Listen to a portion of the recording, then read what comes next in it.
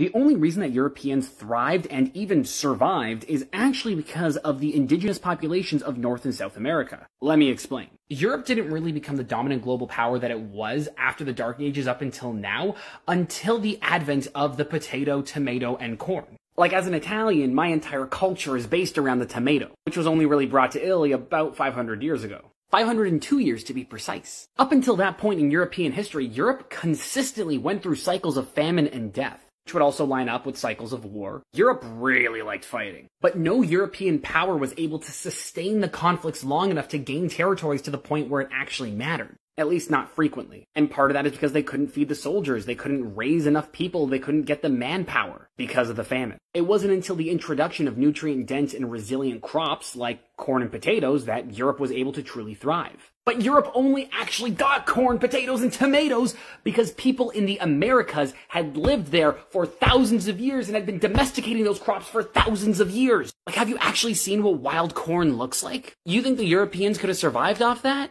It was because of the indigenous populations of the Americas that we have the corn that we know today. And the same thing with tomatoes, and the same thing with potatoes. And think about the British, the Irish, all of the Eastern European cultures that are essentially just potato-based diets. They could not have existed and thrived without the indigenous populations of the Americas. If you're a white person alive today, you literally owe your existence to the indigenous peoples of North and South America. If you want to learn more about this, you can go watch Alternate History Hub's most recent video on YouTube, and if you have anything else that you want me to cover, leave it in the comments down below.